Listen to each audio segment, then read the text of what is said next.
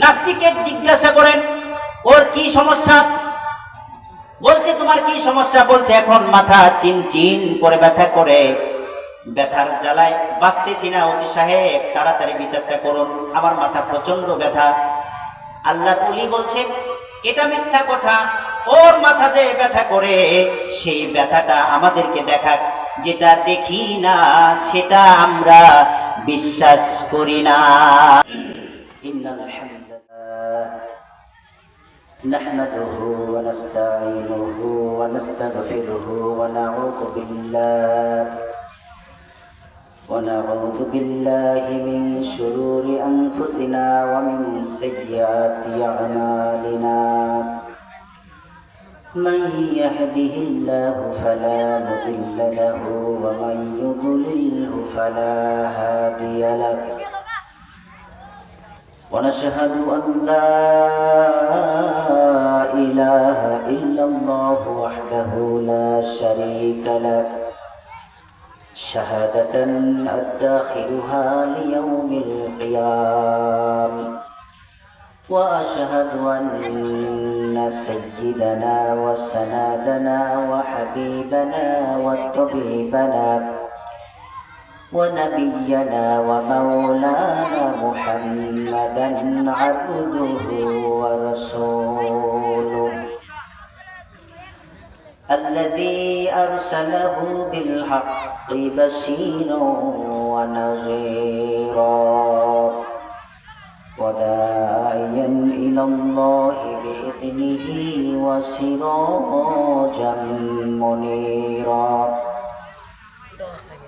فقد قال الله تعالى في كلامه المجيد وبرهانه التوحيد সকলে জবান খুলে আমার সাথে পড়ুন আউযু বিল্লাহি মিনাশ শাইতানির রাজীম বিসমিল্লাহির রহমানির রহিম আলিফ লাম মিম যালিকাল কিতাবু লা রাইবা ফীহি হুদাল লিল মুত্তাকিন الذين يؤمنون بالغيب ويقيمون الصلاة ومما رزقناهم ينفقون صدقت يا رب العالمين وقال تعالى في شان حبيبه صلى الله عليه وسلم إن الله وملائكته يصلون على النبي يا أيها الذين آمنوا صلوا عليه وسلموا تسليما একটু জোরে সোরে মহব্বতের সাথে পড়ুন আল্লাহুম্মা সাল্লি আলা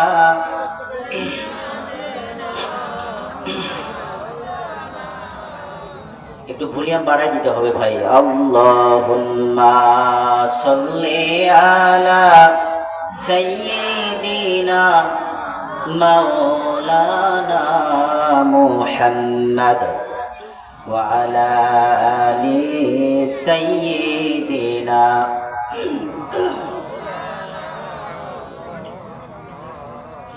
এই পৃথিবী থাকবে পড়ে আমরা একদিন থাকবো না, এই পৃথিবী থাকবে পড়ে আমরা একদিন থাকবো না, সবাই মোদের ভুলে গেলেও প্রিয় নবী আপনি মোদেরকে ভুইলেন না। আল্লাহুম্মা সাল্লি আলা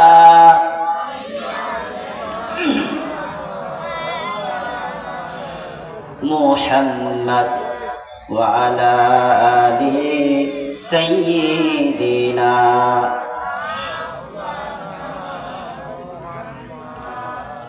তুমি ছাড়া নাই কোনো আলো আধারে দুনিয়ায়, নবী ছাড়া নাই কোনো আলো। সালাম সালাম নবী হাজার সালাম তোমাকে, তুমি ধন্য করেছ হেরার আলোয় ধরাকে। সালাম সালাম নবী হাজার সালাম তোমাকে, তুমি ধন্য করেছ হেরার আলোয় ধরাকে। আল্লাহুম্মা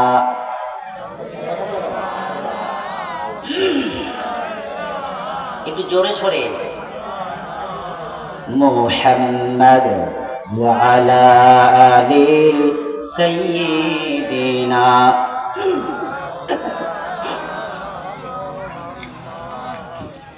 নবী ছাড়া নাই কোনো আলো আধারে দুনিয়ায়, তুমি ছাড়া নাই কোনো আলো।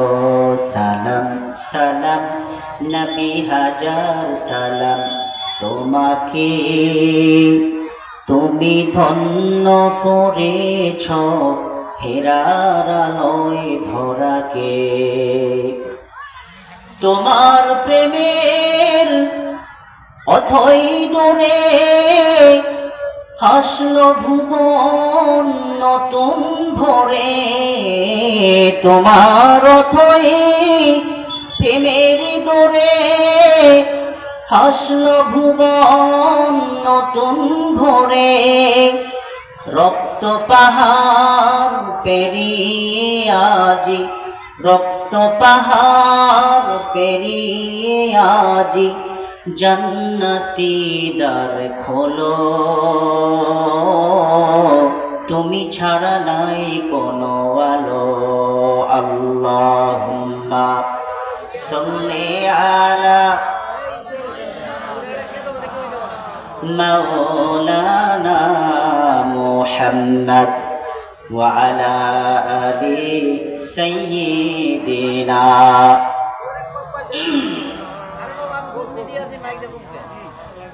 পাইকের ছড়া ১ নং ওয়ার্ড, বিসমিল্লাহ বাজার সংলগ্ন দারুল উলুম আল ইসলামিয়া নুরানী হাফিজিয়া মাদ্রাসার হাফিজ ছাত্রদের পাগড়ি প্রদান উপলক্ষে আয়োজিত আজকের এই বিশাল তাফসিরুল কোরআন মাহফিলের সম্মানিত সভাপতি মহোদয় জনাব আলহাজ মোহাম্মদ ফরিদুল হক শাহিন শিকদার,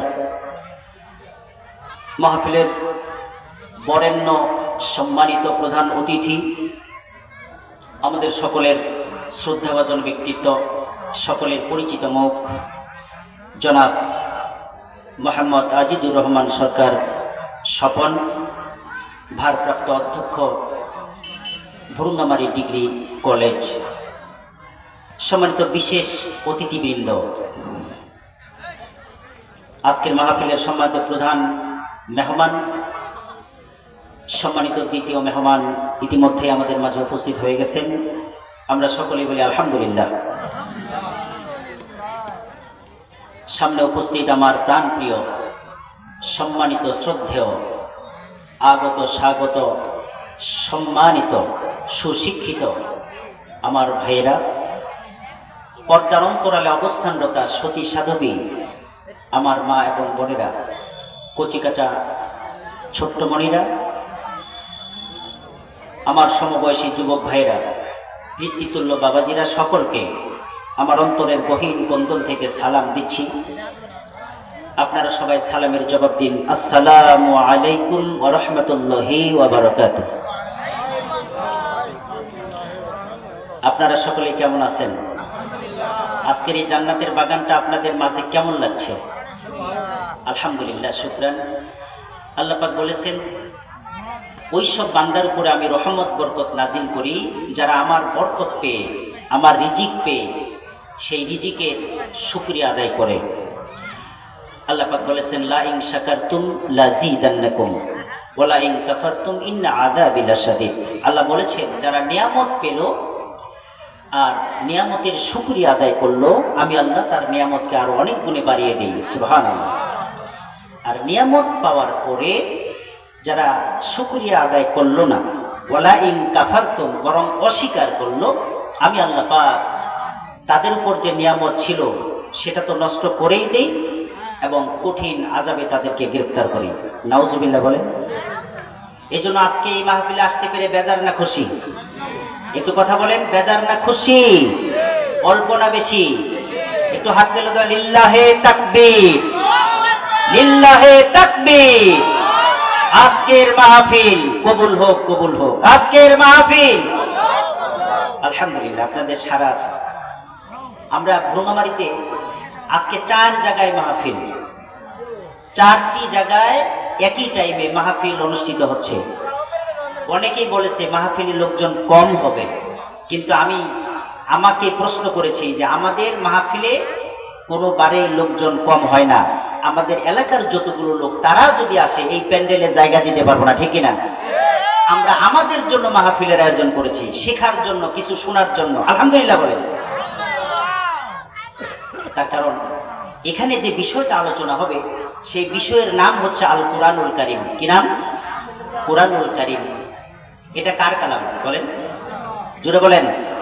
আল্লাহর কালাম। এটা কি মানুষের কোনো লেখা কালাম? আমি পবিত্র কুরআনুল কারীমের সবচেয়ে বড় সূরা, সংখ্যা নাম্বার 2 নাম্বার সূরা, এবং কুরআনুল কারীমের 114টি সূরার সবচেয়ে বৃহত্তম সূরা, যার আয়াত সংখ্যা 286টি। এই সূরার প্রথম 3টি আয়াত আমি আপনাদের সামনে তেলাওয়াত করেছি। কথা বলা যাবে না, ইশারায় কাজ করি। সম্মানিত ভাইরা, আল্লাহ পাক রব্বুল আলামিন কুরআনুল কারীম বান্দাকে দিয়েছেন বান্দার সফলতা নিয়ে আসার জন্য, জাহান্নাম থেকে মুক্তি পেয়ে জান্নাতে যাওয়ার জন্য একটা সংবিধান দিয়েছেন, যেই সংবিধানের নাম কোরআন। এই কোরআনের সূরা সংখ্যা কত বলেন? 114টি। কয়টি সূরা আছে? 114টি। তার মধ্যে সবচেয়ে যে বড় সূরা, সেই সূরাটার নাম হলো সূরাতুল বাকারা। বাকারাতুন শব্দের অর্থ গাভী, বাকারাতুন শব্দের অর্থ গরু। আমি কেন গরু নামক সূরা দিয়ে শুরু করলাম? পবিত্র কুরআনুল কারীম শুরু হয়েছে বিসমিল্লাহ দিয়ে, শেষ হয়েছে সূরাতুন নাস, সিন দিয়ে শেষ, বা দিয়ে শুরু, সিন দিয়ে শেষ। বা আর সিন যদি একখানে করেন তাহলে কি হয়? বাস। কি হয়? আরবিতে এই বাস মানে যথেষ্ট, এনাফ, হয়ে গেছে। আল্লাহ রাব্বুল আলামিন বলেন যে কুরআনুল কারীমের বা থেকে সিন পর্যন্ত যারা সঠিকভাবে পড়বে, বুঝবে এবং আমল করবে, তাদের জন্য জান্নাত কামাই করা বাস যথেষ্ট হয়ে গেছে। সুবহানাল্লাহ বলবেন না?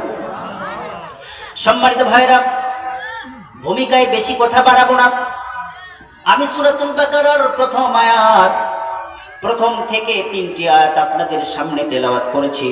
রব্বুল আলামিন বলেছেন, আলিফ লাম মিম যালিকাল কিতাবু লা রাইবা ফীহি হুদাল লিল মুত্তাকিন। আলিফ লাম মিম, এটা হারফি মুকাত্তাআত। যারা তা আলেম, যারা কোরআনের তাফসীর বুঝেন, অর্থ বুঝেন, তারা জানেন আরবিতে আলিফ লাম মিম এই 3টা অক্ষরের কোনো অর্থ খুঁজে পাওয়া যাবে না কিয়ামত পর্যন্ত। আল্লাহ ছাড়া কোন নবী রাসূল ফেরেশতাও এর অর্থ বলতে পারবে না। বলেন সুবহানাল্লাহ। এরপর রব্বে কারীম সুন্দর করে ঘোষণা করলেন, আল্লাহ পাক বলে দিলেন, যালিকাল কিতাবু লা রাইবা ফীহি, এটা সেই কিতাব যে কিতাবের মধ্যে বিন্দুমাত্র সন্দেহ নাই। আল্লাহু আকবার। আল্লাহ বলেন জালিকাল কিতাব। জালিকা শব্দের অর্থ হলো ওই, দূরবর্তী জিনিসকে বোঝায়। হাজা মানে এই, জালিকা শব্দের অর্থ ওই। ওই মানে কি? দূরের কোনো কিছু বোঝানোকে ওই দিয়ে আমরা ইঙ্গিত করি, ওই যে ওটা আমার বাড়ি, ওই যে ওটা আমার বাড়ির রাস্তা, ঠিক কিনা? আর হাজা মানে হচ্ছে এই, এই যে এটা আমার ঘর, এই সাইকেলটা আমার। কাছের জিনিসকে আরবি দিয়ে বোঝানোর জন্য হাজা ব্যবহার করা হয়, আর দূরবর্তী জিনিসকে বোঝানোর জন্য জালিকা শব্দ ব্যবহার করা হয়। তার মানে হলো আল্লাহ রাব্বুল আলামিন পবিত্র কালামে হাকিম সূরাতুল বাকারার প্রথম আয়াতে জালিকাল কিতাব দিয়ে বুঝাই দিলেন ওইটি সেই কিতাব। ওইটি মানে হচ্ছে এটা সৌদি আরবের কোনো কিতাব নয়, এটা মিশরের কোনো কিতাব নয়, এটা ইরাকের কোনো কিতাব নয়, এটা বাংলাদেশের কোনো কিতাব নয়, বরং যে কিতাবটা এসেছে কিতাবটা সরাসরি ঐশী কালাম আল্লাহর পক্ষ থেকে এসেছে। বলেন সুবহানাল্লাহ, জোরে বলেন সুবহানাল্লাহ। ওইটি সেই কিতাব, আসমান থেকে যেটা এসেছে, দূরবর্তী জিনিসকে বোঝানো হয়েছে। আল্লাহ পাক বলেছেন লা রাইবা ফি, এর মধ্যে বিন্দুমাত্র সন্দেহ নাই। There is no doubt, there is no wrong. এটা সম্পর্কে কারো ভুল ধরার চিন্তাও করা যাবে না। বলেন সুবহানাল্লাহ। পৃথিবীতে যত কালাম, যত কিতাব রয়েছে, প্রত্যেকটা লেখক লেখার পরে প্রথম পৃষ্ঠায় লিখে দেয় লেখকের কথা।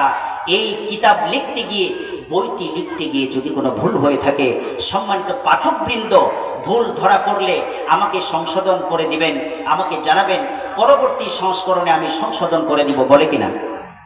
কিন্তু আল্লাহ পাক প্রথমে চ্যালেঞ্জ করে দিয়েছেন। আল্লাহ পাক চ্যালেঞ্জ করে বলেছেন লা রাইবা ফি, there is no doubt, there is no wrong. এটার মধ্যে কোনো ভুল নাই এবং ভুল ধরারও চিন্তা করা যাবে না। বলেন সুবহানাল্লাহ। তাহলে বোঝা গেল এই বিশ্বের মধ্যে একটা কিতাবই রয়েছে, ঐশী কালাম, যার মধ্যে বিন্দুমাত্র ভুল কেউ ধরতে পারে নাই, বর্তমানেও পাচ্ছে না, ভবিষ্যতেও এর মধ্যে কোনো ভুল ধরতে। সম্মানিত ভাইরা, কি খারাপ লাগতেছে নাকি? একটু সাড়া দিতে হবে। এরপর আল্লাহ পাক কি বললেন? আল্লাহ পাক বললেন হুদান লিল মুত্তাকিন। এই কিতাব যদি কেউ অবলম্বন করে, কিতাব যদি কেউ মানে, কিতাব অনুযায়ী যদি জীবন যাপন করে, পরিবার চালায়, সমাজ চালায়, রাষ্ট্র চালায়, যদি কোনো ব্যক্তি কিতাব দিয়ে জীবন চালায়, সমাজ চালায়, রাষ্ট্র চালায়, সর্বোপরি বঙ্গভবন পর্যন্ত যদি কোরআনুল কারীমের আইন চলে, এই মানুষটা জান্নাতি মানুষ হয়ে মৃত্যুবরণ করবে। বলেন সুবহানাল্লাহ। আর এটাই হচ্ছে মুত্তাকিদের জন্য এক নাম্বার পথ প্রদর্শক। বলেন সুবহানাল্লাহ। এটার অনেক ব্যাখ্যা বিশ্লেষণ রয়েছে। মুত্তাকি হওয়ার জন্য আল্লাহ পাক চ্যালেঞ্জ করে বলেছেন, যদি আমার কালাম কেউ গবেষণা করে, আমল করে, রিসার্চ করে, এই অনুযায়ী জীবন চালায়, সে মুত্তাকিদের এক নাম্বারের পুরস্কার প্রাপ্ত মুত্তাকিদের মধ্যে সে শামিল হবে। তাহলে মুত্তাকি হতে গেলে পবিত্র কোরআন আপনাকে নিতে হবে, এর পথে, এর মতে আপনাকে চলতে হবে। তাহলে আপনি হেদায়েত প্রাপ্তদের অন্তর্ভুক্ত হতে পারবেন। কথাকার কথা বলেন। আল্লাহ পাক বলেছেন। এখন মুত্তাকি হওয়ার জন্য আল্লাহ পাক পরের আয়াতে বললেন, কয়েকটা শর্ত দিয়ে দিলেন। কি দিলেন? আল্লাহ রাব্বুল আলামিন মুত্তাকি হওয়ার জন্য, একজন মানুষ মুত্তাকি হবে, আর মুত্তাকি হওয়ার জন্য যে গাইডার হবে, নেতৃত্ব দিবে, সেই গাইড বুক, সেই সংবিধান, সেই কিতাবের নাম আল্লাহ পাক বলে দিলেন, সেটার নাম হচ্ছে কোরআনুল কারীম। আল্লাহ রাব্বুল আলামিন বললেন, তোমরা যদি মুত্তাকি হতে চাও আর কোরআনের পথে যদি চলতে চাও, কোরআনকে যদি পরিচালক বানাতে চাও, তাহলে নিচের তিনটা কাজ তোমাকে করতে হবে। কি কাজ? আল্লাযীনা ইউমিনুনা বিল গায়বি ওয়া ইউকিমুনাস সালাতা ওয়া মিম্মা রাযাকনাহুম ইউনফিকুন। আল্লাহু আকবার বলেন। আল্লাহ পাক বললেন আল্লাযীনা ইউমিনুনা বিল গায়ব, যারা অদৃশ্যের উপরে বিশ্বাস করবে, অদৃশ্য, যা দেখা যায় না, যা দেখতেও পারবে না, কিয়ামত পর্যন্ত দেখতে পারবে না, এই বিষয়গুলোর উপরে যারা ঈমান আনবে তারাই মুত্তাকীদের মধ্যে 1 নাম্বার ব্যক্তি হতে পারবে। বলেন সুবহানাল্লাহ। অদৃশ্য, অদৃশ্য কি? যা দেখা যায় না, ধরা ছোঁয়ার বাইরে। এটাকে আল্লাহ পাক প্রথমে এনে দিলেন আল্লাযিনা ইউমিনুনা, যারা বিশ্বাস করবে বিল গায়ব, অদৃশ্যকে, যা দেখা যায় না তার উপরে তারা ঈমান আনবে। কি কি দেখা যায় না বলেন তো? জান্নাত দেখা যায়? কথা বলেন, জান্নাত দেখা যায়? জাহান্নাম দেখা যায়? বিশ্বাস করি কিনা? জান্নাত দেখা যায়? বিশ্বাস আছে কিনা? কবরের আযাব কি দেখা যায়? বিশ্বাস করি কিনা? আমরা পরকালের কথা বাদই দিলাম, জীবদ্দশায় আমরা অনেক কিছু দেখি না, কিন্তু বিশ্বাস করি, ঠিক কিনা? আমরা কি বাতাস দেখি? কথা বলেন ভাইরা আমার, আমি তো আপনাদেরই সন্তান, আমার সাথে একটু মত বিনিময় করতে হবে। আমি উচ্চ মাপের কোনো বক্তা নই, বক্তা আসা পর্যন্ত আপনাদের সাথে আমি একটু ক্লাস করতে চাচ্ছি। বলেন তো, বাতাস কি দেখা যায়? যায় না। বিশ্বাস করি কিনা? করতে হয়। তাহলে বাতাস দেখা যায় না, বিশ্বাস করি। আমি কি আমার পিছনের অংশটা দেখতে পাই? পিঠ আছে না নাই? বিশ্বাস করি কিনা? সব কিছু ছেড়ে দিলাম, আমি যে যাকে দিয়ে কথা বলছি, রূহ, এটা কি কখনো দেখি? দেখা যায়? বিশ্বাস আছে কিনা? এই জন্য আল্লাহ পাক বললেন, অদৃশ্যের উপরে তোমাদের বিশ্বাস স্থাপন করতে হবে। জীবদ্দশায়, মৃত্যুর পরেও জান্নাতকে বিশ্বাস করো, জাহান্নামের ভয়কে বিশ্বাস করো, হাসরের দিনকে বিশ্বাস করো, কবরের আযাবকে বিশ্বাস করো। যারা করতে পারবে তারাই মুত্তাকীদের অন্তর্ভুক্ত হবে। বলেন সুবহানাল্লাহ। কিন্তু পৃথিবীর জমিনে অনেক দার্শনিক বৈজ্ঞানিক আছে, তারা অনেক লেখাপড়া শেখার পরে বলে দেয়ার ইজ নো গড, আল্লাহ বলতে কিছুই নাই। বলে নাউজুবিল্লাহ। দেয়ার ইজ নো গড, আল্লাহ বলতে কিছুই নাই। অনেক বিজ্ঞানী এরকম আছে, নাফরমান, বেঈমান, যারা অনেক কিছু বিশ্বাস করে না দেখে, কিন্তু আল্লাহকে দেখে না, তাই তারা বিশ্বাস করে না। এটা হচ্ছে ইন্টারন্যাশনাল নাফরমান এবং নাস্তিক। সম্মানিত ভাইয়ের, একজন নাস্তিক আল্লাহকে খোঁজার জন্য সারা বিশ্বের বিভিন্ন দেশ সফর করলো। হাটে, মাঠে, ঘাটে, রাস্তায়, বনে, জঙ্গলে, পাহাড়ে, পর্বতে, সব জায়গায় ঘুরে ফিরে আল্লাহকে খুঁজে পায় নাই। তারপর রাস্তা দিয়ে চলছে আর বলছে দেয়ার ইজ নো গড, আল্লাহ বলতে কিছুই নেই। বলি নাউজুবিল্লাহ। এই নাফরমান নাস্তিক রাস্তা দিয়ে যখন যায়, প্রতিমধ্যে একজন আলেমের সাথে তার দেখা হয়। বিজ্ঞ একজন আল্লাহর বান্দার সাথে দেখা হওয়ার পর নাস্তিক বলতেছে, ও আলেম সাহেব, আপনি যে নামাজ পড়েন, আপনি যে রোজা রাখেন, কেন রাখেন? আলেম বলছে, এটা আল্লাহর হুকুম, ফরজ, তাই আমাকে এটা করতে হবে, আমাকে মরতে হবে, আল্লাহর কাছে যেতে হবে। আর যদি মরতেই হয় তাহলে আল্লাহর হুকুম পালন করে নবীর তরিকায় চলে জীবন চালাতে হবে, নইলে আমি পরকালে জাহান্নামী হয়ে যাব। নাস্তিক বলতেছে, আল্লাহ তো নাই। নাউজুবিল্লাহ। বলতেছে, আল্লাহ তো না, আমি তো বিভিন্ন দেশ সফর করেছি, বিভিন্ন জায়গায় গিয়েছি, মন্দিরে, মসজিদে, গির্জায়, প্যাগোডায়, সব জায়গায় খুঁজেছি, আল্লাহ বলতে কিছুই নাই। এখন আলেমকে বলছে, ও আলেম সাহেব, আল্লাহ তো নাই, তারপরেও আপনি নামাজ পড়েন, তো ঠিক আছে, আপনি যদি 3টা প্রশ্নের জবাব আমাকে দিতে পারেন তাহলে আমি আপনার দলের হয়ে যাব, আমিও নামাজ পড়ব। সম্মানিত ভাইরা, এবার নাস্তিক আল্লাহর ওই বান্দাকে বলল, ও আলেম সাহেব, আল্লাহ আছে এটা যদি প্রমাণ করতে পারেন, আল্লাহকে যদি আপনি প্রমাণ করতে পারেন, আমার 3টা প্রশ্নের জবাব যদি দিতে পারেন, তাহলে আমি নাস্তিক হয়েছি, আপনার সাথে আজ থেকে আস্তিক হয়ে যাব, মুসলমান হয়ে যাব, আমিও নামাজ পড়ব, রোজা রাখবো, হজ করব, যাকাত দিব, ইসলামের যত বিধান আছে সব মেনে চলব। 3টা প্রশ্নের উত্তর যদি আপনি আমাকে দিতে পারেন। আল্লাহর বান্দা ওই ওলি আলেম সাহেব বলছে, ও নাস্তিক, বলো তোমার 3টা প্রশ্ন কি? এবার নাস্তিক বলছে, ও আলেম সাহেব, 1 নাম্বার প্রশ্ন হলো, যাকে দেখি না তাকে তো মানি না। যাকে দেখি না তার আনুগত্য কিসের জন্য করব? এটা আমার 1 নাম্বার প্রশ্ন। আল্লাহকে দেখা যায় না, আল্লাহকে ধরা যায় না, আল্লাহকে ছোঁয়া যায় না, তাহলে কেন আল্লাহর ইবাদত করতে হবে, নামাজ পড়তে হবে? আমাকে বুঝিয়ে বলো। এবার আলেম সাহেব প্রশ্নের উত্তর না দিয়ে বলছে, ও নাস্তিক, তোমার 2 নাম্বার প্রশ্নটা করো। প্রশ্নটা সহজ না কঠিন বলেন তো? অনেক কঠিন প্রশ্ন। আল্লাহকে দেখা যায় না, আসলে কি দেখা যায়? বলেন, দেখা যায়?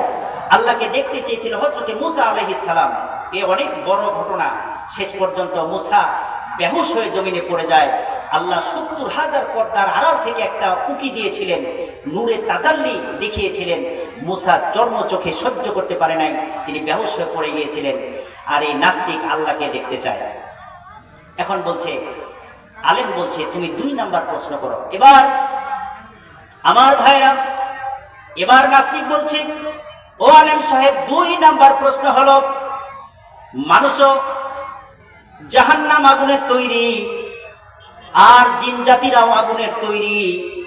আগুনের তৈরি যদি জাহান্নাম হয়ে থাকে, আর জিনেরাও যদি আগুনের তৈরি হয়ে থাকে, আমি শুনেছি 2টা জাতির জন্য জাহান্নাম এবং জান্নাত বরাদ্দ করেছেন আল্লাহ। মানুষ এবং জিন জাতি জাহান্নাম এবং জান্নাতে যাবে যদি দোষ করে, যদি পাপ করে, গুনাহ করে, অপকর্ম করে মারা যায়। মানুষও জাহান্নামে যাবে, জিন জাতিরাও জাহান্নামে যাবে। আর যদি ভালো কর্ম করে মারা যায়, তাহলে 2 জাতিকেই জান্নাত দেওয়া হবে নাকি? এটা বলে। ও আলেম সাহেব, আমার প্রশ্ন হলো, মানুষ যদি জাহান্নামের ভিতরে যায়, তাহলে হয়তো পূর্বে তাদের শরীরে আগুন লাগবে, কিন্তু জাহান্নাম আগুনের তৈরি, জিন জাতিরা আগুনের তৈরি। জিনেরা যদি জাহান্নামের ভিতরে প্রবেশ করে, বলেন তো আলেম সাহেব, তারা কি কখনো পূর্বে? জিনেরা আগুনের তৈরি, জাহান্নামও যদি আগুন হয়, আগুন হয়ে যদি আগুনের মধ্যে পড়ে, ওই আগুন তো আগুনকে কিছু বলতে পারে না। এটা 2 নাম্বার প্রশ্ন বলছে নাস্তিক। এবার আলেম সাহেব বলছে, ও নাস্তিক, 3 নাম্বার প্রশ্ন করো। 3 নাম্বার প্রশ্নটা তুমি করো, একসাথে উত্তর দিয়ে দেওয়া হবে। এবার নাস্তিক বলছে, ও আলেম সাহেব, আমি জানি যে পৃথিবীর ময়দানে অনেক কিছু নাকি আল্লাহর হুকুমে হয়। আমি জানি আল্লাহর হুকুম ছাড়া একটা গাছের পাতা নাকি নড়ে না। আর আল্লাহর হুকুম ছাড়া যদি গাছের পাতা না নড়ে, তাহলে মানুষ হয়ে মানুষের চুরি করে, মানুষকে হত্যা করে, মানুষ একজন আরেকজনের উপর অত্যাচার করে, উৎপীড়ন করে, যন্ত্রণা দেয়, জেল হয়, মামলা মোকদ্দমা হয়, মানুষ খারাপ কাজ করে, অপকর্ম করে। এটা তো মানুষ করতে পারে না। যদি আল্লাহ তাআলার হুকুমে সমস্ত কিছুই হয়, গাছের পাতা যদি না নড়ে, মানুষের ইচ্ছায় তো কোনো কিছু হতে পারে না, সব হয় ওই আল্লাহর ইচ্ছায়। তাই যদি হয়, তাহলে কেন মানুষ দোষী হবে? বলেন নাউজুবিল্লাহ। এই প্রশ্ন হলো নাস্তিকের প্রশ্ন। কয়টা কথা বলেন? 3টা প্রশ্ন। নাস্তিক প্রশ্ন করছে, 1 নাম্বার, যাকে দেখি না তাকে মানি না। 2 নাম্বার প্রশ্ন হলো, জিনের আগুনের তৈরি আর জাহান্নাম আগুনের তৈরি। তাহলে জিন জাতিদের যদি জাহান্নামে দেওয়া হয়, জাহান্নামে গিয়ে তো তাদের কোনো শাস্তি অনুভব হবে না, আগুন তো আগুনকে কিছু করতে পারে না।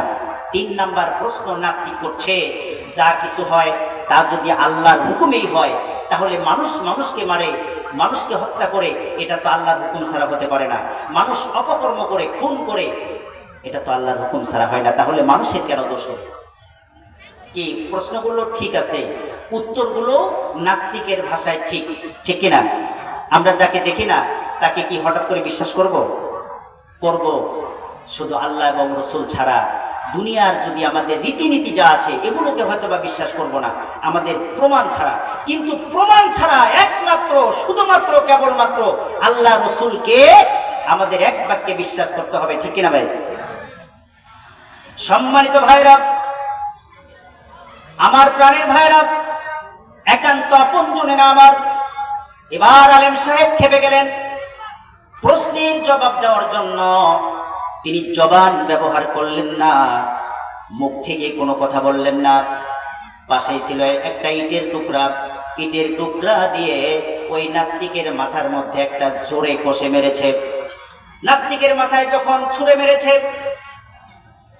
ইটের আঘাতে নাস্তিকের মাথা ফেটে রক্ত বের হয়েছে। নাস্তিক তার দুহাত দিয়ে মাথা চেপে ধরে দৌড়ে দৌড়ে থানা পর্যন্ত গিয়েছে। থানায় যে অভিযোগ করেছে, ওসি সাহেব, আমি একজন আলেম সাহেবকে প্রশ্ন করার কারণে সে তো জবাব দিতে পারে নাই, উত্তর দিতে পারে নাই।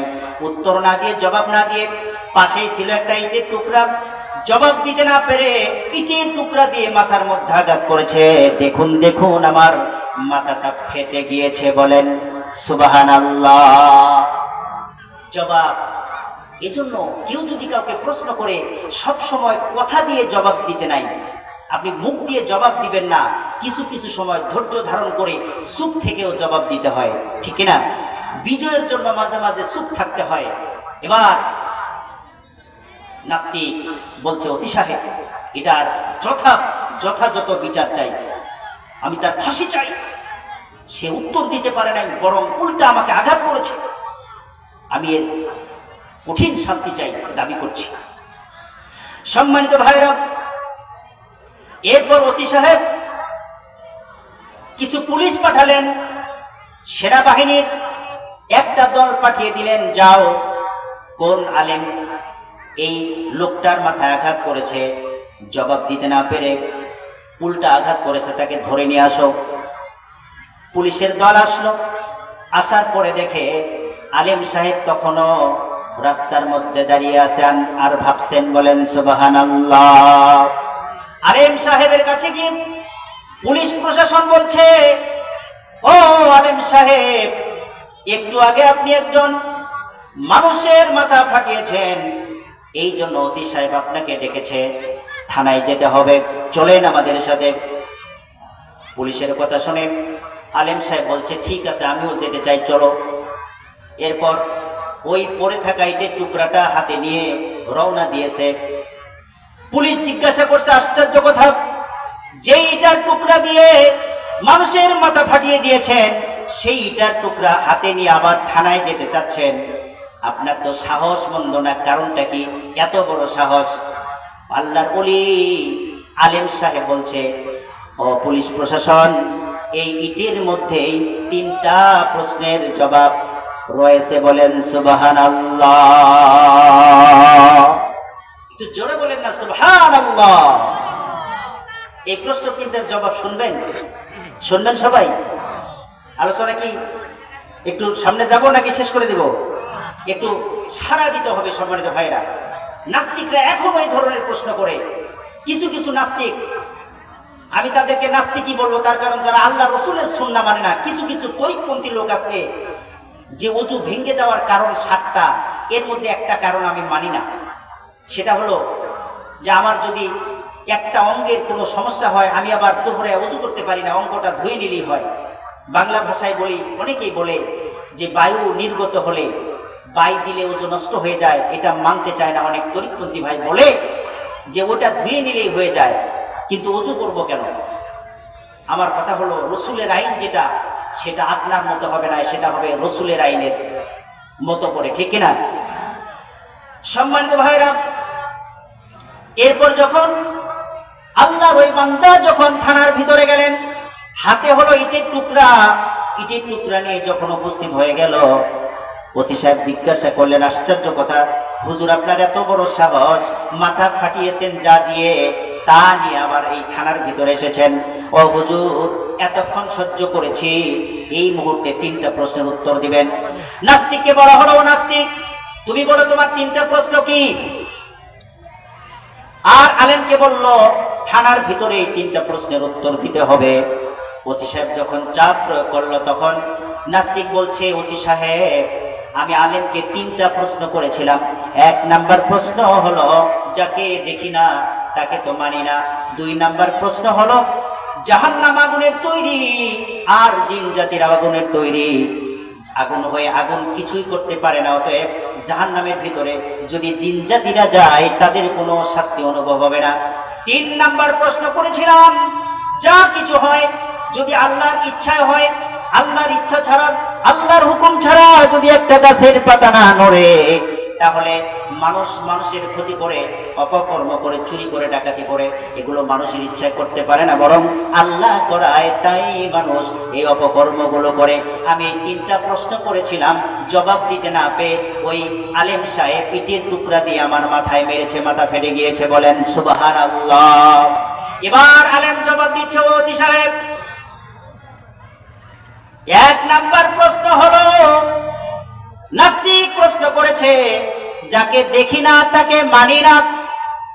ও ওজি সাহেব, নাস্তিককে জিজ্ঞাসা করেন ওর কি সমস্যা। বলছে তোমার কি সমস্যা? বলছে এখন মাথা চিনচিন করে ব্যথা করে, ব্যথার জ্বালায় বাঁচতেছি না। ওজি সাহেব তাড়াতাড়ি বিচারটা করুন, আমার মাথা প্রচন্ড ব্যথা। আল্লাহর ওলি বলছে এটা মিথ্যা কথা, ওর মাথা যে ব্যথা করে সেই ব্যথাটা আমাদেরকে দেখাক, যেটা দেখি না সেটা আমরা বিশ্বাস করি না। সুবহানাল্লাহ বলে, এটা মিথ্যা কথা বলে বেয়াদব। ওসি সাহেব আপনি বলেন তো, ওর মাথার ব্যথা কি দেখা যায়? ওসি সাহেব বলছে না, এটা তো দেখা যায় না। ও কি বলেন তো? ও নাস্তিক বলছে, ওসি সাহেব ব্যথা কি দেখানো যায়? এটা অনুভব করা যায়। আল্লাহর বান্দা বলছে, ওসি সাহেব, নাস্তিকের পক্ষ থেকে জবাব এসেছে, ব্যথা দেখা যায় না, অনুভব করা যায়। আমার আল্লাহ রাব্বুল আলামিনকে দেখা যায় না, তার অস্তিত্ব, তার নিদর্শন, তার বিভিন্ন সৃষ্টি দেখে আল্লাহ আছেন সেটা বিশ্বাস করতে হয়। সুবহানাল্লাহ। এবার 2 নাম্বার প্রশ্ন। 2 নাম্বার প্রশ্ন বলছে, জাহান্নাম আগুনের তৈরি, জিন জাতিরা আগুনের তৈরি। জিন জাতিরা যদি আগুনের তৈরি জাহান্নামের ভিতরে যায় কোনো সমস্যা নাই, তাদের কোনো আযাব হবে না, তাদের আগুনে পোড়াতে পারবে না। এটা ছিল নাস্তিকের প্রশ্ন। আলেম সাহেব বলছে, ও ওসি সাহেব, যদি তাই হয় আমার হাতে কিসের টুকরা? বলছে ইটের টুকরা। ইটটা কি দিয়ে তৈরি হয়েছে? ওসি বলছে এটা তো মাটির তৈরি ইট, মাটিকে পুড়িয়ে পুড়িয়ে পুড়িয়ে পুড়িয়ে ইট বানানো হয়েছে, কিন্তু আসলেই তো মাটির তৈরি। আলেম বলছে এটা ইট হয়েছে, কিন্তু মাটি থেকে এমন ভাবে পোড়ানো হয়েছে, সাধারণ মাটির মতো কিন্তু ইটটা না, এখন ইট হয়ে গেছে। আমি মাটি দিয়ে মাটির শরীরে আঘাত করেছি, কিছুই তো হওয়ার কথা না। ও কান্দে কেন? ওর মাথা ফাটছে কেন? আমার তো বুঝে আসে না। আমি তো মাটি দিয়ে মাটির শরীরে আঘাত করেছি। বলেন সুবহানাল্লাহ। আমার তো দোষ নাই, এটা তো মাটির তৈরি, আর মাটি দিয়ে মাটিকে মারছি। যদি জাহান্নামে জিন জাতিরা যদি কষ্ট না পায়, তাদের যদি আযাব না হয়, তাহলে মাটি দিয়ে মাটির শরীরে আঘাত করলেও তো কিছু হওয়ার কথা না। তাহলে ও কাঁদে কেন? ওর মাথা ফাটছে কেন? এটা তো আমার দোষ না। সুবহানাল্লাহ বলবেন না? সম্মানিত ভাইরা, 3 নাম্বার নাস্তিককে বলা হলো, 3 নাম্বার প্রশ্ন বলো। 3 নাম্বার প্রশ্ন নাস্তিক বলছে, ওসি সাহেব 3 নাম্বার প্রশ্ন করেছিলাম, যা কিছু হয় আল্লাহর পক্ষ থেকে হয়, আল্লাহর হুকুম ছাড়া একটা গাছের পাতাও নড়ে না। এই কথাটা বলার পর তিনি জবাব না দিয়ে ইটের টুকরা দিয়ে মেরেছেন। এবার আলেম সাহেব বলছেন, জবাব নেন ওসি সাহেব, যা কিছু হয় আল্লাহর পক্ষ থেকে হয়, এটাই যদি ঠিক, এটাই যদি নাস্তিক বিশ্বাস করে, আমি যে ইট দিয়ে ওর মাথায় মেরেছি, সত্যিকার অর্থে আমি মারতে পারে নাই, আল্লাহ রাব্বুল আলামিন হুকুম করেছেন, তাই আমি ওর মাথার ভিতরে ইট দিয়ে আঘাত করেছি। বলেন সুবহানাল্লাহ। এটা আমার কোনো ক্ষমতা নাই, আল্লাহ পাক করিয়েছেন। সুবহানাল্লাহ বলবেন না? অদৃশ্যের উপর বিশ্বাস করা এটা মুত্তাকির 1ম নাম্বারের বৈশিষ্ট্য। সুবহানাল্লাহ। আল্লাহ পাক বলেছেন, আল্লাযীনা ইউমিনুনা বিল গায়ব, যারা অদৃশ্যের উপর বিশ্বাস করে, যা দেখে না তার উপরে যারা ঈমান আনে, তারা মুত্তাকিদের 1 নাম্বার বৈশিষ্ট্যের অধিকারী। সুবহানাল্লাহ। এরপর আল্লাহ পাক বললেন, ওয়া ইউকিমুনাস সালাতা, যারা নামাজ আদায় করে, নামাজ কায়েম করে। নামাজ যারা পড়ে না, তারা ইবাদতের মূল ইবাদতটাই মানে না। কাল কিয়ামতের দিন আল্লাহ রাব্বুল আলামিন বান্দাদেরকে নামাজের হিসাব প্রথমেই নেবেন। হাদিসে এসেছে, আউয়ালু মা ইউহাসাবু বিহিল আবদু ইয়াউমাল কিয়ামাতিস সালাহ, নামাজের প্রথম হিসাব আল্লাহ পাক কিয়ামতের ময়দানে বান্দার কাছ থেকে নেবেন। যদি নামাজি না পড়ি, অন্য ইবাদত যতই করি, আমার ইবাদতের মূল ইবাদত আমি আদায় করছি না, বরং এই শাখা প্রশাখার ইবাদত গুলো আল্লাহর দরবারে ওই রকম ভাবে মঞ্জুর হবে না, ঠিক কিনা? এই জন্য নামাজ পড়তে হবে। মুত্তাকির 2 নাম্বার বৈশিষ্ট্য হলো ওয়ায়ুকিমুনাস সালাহ, আপনাকে নামাজ কায়েম করতে হবে, নামাজ আদায় করতে হবে রাসূলের তরিকা মতো। দিনে 5 বার যারা নামাজ আদায় করে, যাদের নাক আর কপাল দিয়ে আল্লাহকে সিজদা দেয়, তাদের দ্বারা কোনো অন্যায়, কোনো জুলুম হতে পারে না এবং তারা জাহান্নামেও যেতে পারে না। তার কারণ হলো কাল কিয়ামতের দিন রব্বি কারীম জাহান্নামীদের ডাক দিবেন, ইয়া আইয়ুহাল মুজরিমুন, ও জাহান্নামীরা, তোমরা কেন জাহান্নামে এসেছো?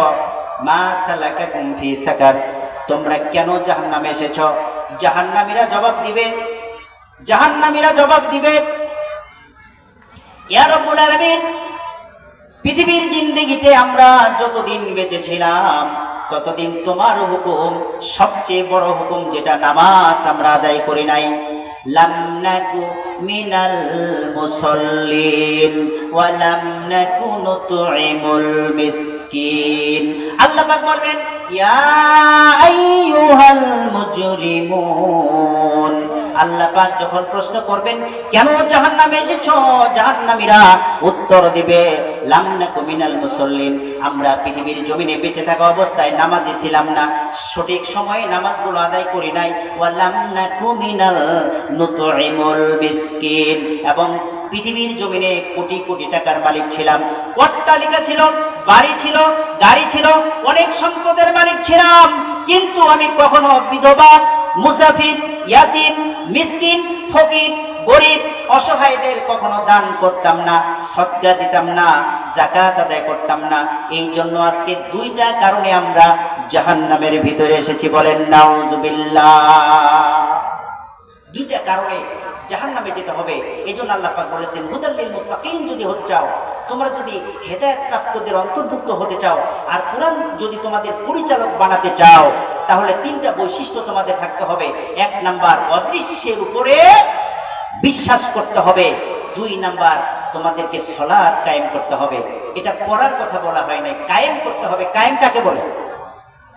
এই যে আপনি যারা এখানে আসছেন সবাই কিন্তু শার্ট, প্যান্ট অথবা লুঙ্গি, জ্যাকেট, মাফলার নিয়ে এসেছেন, সবার কাছেই কিন্তু আছে। দেখেন, একজন মানুষ কাপড় ছাড়া এসেছেন, খুঁজে পাওয়া যাবে? তার মানে এই সমাজে এটা কায়েম আছে। যারা এখানে এসেছি সবাই একবাকে পোশাক পরে এসেছি, এটা হলো কায়েম। এই জন্য রাসূলুল্লাহ সাল্লাল্লাহু আলাইহি ওয়াসাল্লাম বলেছেন যে সালাত কায়েম করতে হবে, প্রতিষ্ঠিত হতে হবে। যদি আমরা এমনিতে শুক্রবারের নামাজ পড়ি, এটা পড়া হলো। ঈদের নামাজে যাই, ঈদের 2 রাকাত নামাজ আদায় করি, এটা পড়া হলো। মাঝে মাঝে ফজরের নামাজ পড়ি, এটা পড়া। মাঝে মাঝে আসর পড়ি, এটা পড়া হয়। কিন্তু কায়েম ততক্ষণ পর্যন্ত হবে না যতক্ষণ 5 ওয়াক্ত নামাজ সঠিক সময়ে আপনি আদায় না করবেন, এবং আপনার অধীনস্থ যারা আছে তাদেরকে যতক্ষণ আপনি না পড়াবেন, ততক্ষণ আপনার পরিবারে নামাজ কায়েমের পরিবেশ তৈরি হয় নাই, ততক্ষণ পর্যন্ত আপনি সালাত কায়েমকারী হতে পারেন নাই, ঠিক কিনা? তাহলে মুত্তাকি হওয়ার জন্য 2 নাম্বার শর্ত হলো সালাত কায়েম করতে হবে। সম্মানিত ভাইরা, এরপর আল্লাহ পাক বললেন, ওয়ায়ুকিমুনাস সালাতা ওয়া মিম্মা রাযাকনাহুম ইউনফিকুন। আল্লাহু আকবার বলেন। আল্লাহ পাক বললেন, ও মুত্তাকিরা, ও ঈমানদারেরা শোনো, তোমরা যদি মুত্তাকি হতে চাও, 3 নাম্বার তোমাদের ভিতরে বৈশিষ্ট্য রাখতে হবে। 3 নাম্বার, আল্লাহর পক্ষ থেকে যতটুকু রিজিক পেয়েছ, যতটুকু সম্পদ পেয়েছ, যতটুকু ধন তোমরা আল্লাহর পক্ষ থেকে পেয়েছ, সেখান থেকে তোমরা আল্লাহর রাস্তায় ব্যয় করো। ওয়া মিম্মা রাযাকনাহুম ইউনফিকুন, আল্লাহর রাস্তায় তোমরা ব্যয় করতে থাকো, বলেন সুবহানাল্লাহ। এটা কিন্তু আমরা এই দিক থেকে নারাজ। আমরা কোটি কোটি টাকার মালিক ঠিক, ফকিরকে ভিক্ষা পর্যন্ত দিতে চাই না, এমন মানুষ এই জগতে আছে না নাই? আছে না নাই বলেন? আপনারা কি আব্দুল্লাহ বিন মুবারকের নাম শুনেছেন? আব্দুল্লাহ বিন মুবারক প্রখ্যাত মুহাদ্দিস। তিনি হজে যাবেন, হজে যাওয়ার জন্য তার সমস্ত কাজ ওকে, তার সাথে আরো 10 জন বন্ধু রেডি। তিনি হজে যাবেন, সমস্ত গাট্টি টুকলা বেঁধে ঠিকঠাক, এখন গাট্টি মাথায় নেবেন, বের হয়ে হজে চলে যাবেন। কিন্তু দেখেন, যখন তিনি চলে যাবেন এই মুহূর্তে দেখেন তার ছোট্ট বাচ্চাটা কাঁদতে কাঁদতে বাড়ি চলে আসলো। আসার পর সে কাঁদছে, বাবাই বলছে, বাবা কাঁদো কেন, কি সমস্যা তোমার? বলছে, বাবা আমি পাশের বাড়িতে গিয়েছিলাম, ওরা গোস্ত রান্না করতেছে, কিন্তু আমাকে দেখেও একটা টুকরা গোস্ত দিল না, বরং আমাকে ধমক দিয়ে তারা তাড়িয়ে দিয়েছে। আব্দুল্লাহ বিন মুবারক আশ্চর্য হয়ে গেলেন, কি, আমি এই জগতের একজন আলেম, আর আমার সন্তান পাশের বাড়িতে গোস্ত রান্না করে খায়, সেখানে আমার সন্তান যাওয়ার পরেও তাকে দেয়নি, বরং আরো ধমক দিয়ে সেখান থেকে তাড়িয়ে দিয়েছে, এটা মেনে নেওয়া যায় না। তিনি গাট্টিটা রাখলেন, চলে গেলেন, সন্তানকে বললেন, চলো কোন বাড়িতে রান্না হয়েছে আমাকে নিয়ে যাও। ছোট্ট সন্তান তাকে সাথে নিয়ে ওই বাড়িতে গেলেন, গিয়ে দেখেন পরিবারের সবাই মিলে খাইতে বসেছে। সম্মানিত ভাইরা, কথা বোঝা যায়, খাইতে বসেছে। আব্দুল্লাহ বিন মুবারক সেখানে গিয়ে বললেন, তোমরা আমার ছোট্ট সন্তানকে খাইতে তো দাও নাই, বরং তাড়িয়ে দিয়েছ, এটা কি করেছ? তোমরা তো জানো এটা আমার সন্তান, পারলে একটা টুকরা তাকে দিতে। আব্দুল্লাহ বিন মুবারক এই কথা বলার পর ওই খেতে বসা স্ত্রী সন্তান নিয়ে ওই পুরুষ মানুষটা চোখ দিয়ে অঝরে পানি পড়া শুরু হয়ে গেল। তিনি বললেন, হুজুর আমাকে মাফ করবেন, আমি যা খাচ্ছি এই খাবারটা আপনার সন্তানকে আমি দিতে পারি না।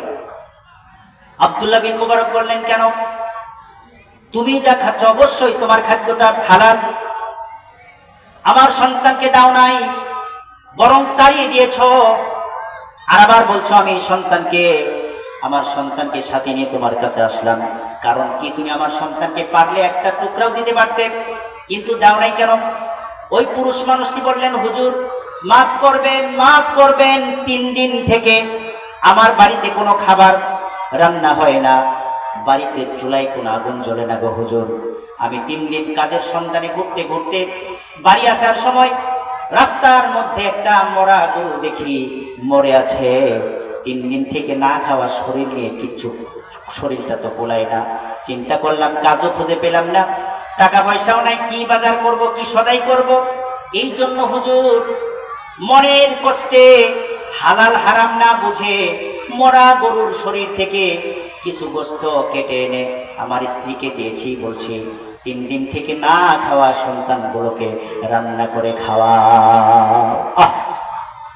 আব্দুল্লাহ বিন মুবারক শুনছেন কথাগুলো, আর চোখ দিয়ে পানি পড়ছে। এরপর লোকটি বললেন, হুজুর আমরা 3 দিন ধরে না খাওয়া মানুষগুলো যখন এই হারাম গরুর গোস্তগুলো খাচ্ছিলাম, ঠিক সেই সময় আপনার সন্তান আমাদের কাছে এসেছে এবং গোস্ত দেখে আমাদের কাছে গোস্ত খেতে চেয়েছে। আমি ভয় করে, আমি লজ্জা পেয়ে এই হারাম গোস্তটা তাকে দিতে পারি না। চিন্তা করলাম, আমরা তো সাধারণ মানুষ, আর আপনি হলেন জগৎ বিখ্যাত মুহাদ্দিস, আপনি বড় মাপের একজন আলেম, আর আপনার সন্তান যদি হারাম খায়, কাল কিয়ামতের দিন আমি এই আসামির কাতারে দাঁড়াতে চাই না। এজন্য তাকে গোস্ত না দিয়ে গলা ধাক্কা দিয়ে তাড়িয়ে দিয়েছি। বলেন সুবহানাল্লাহ।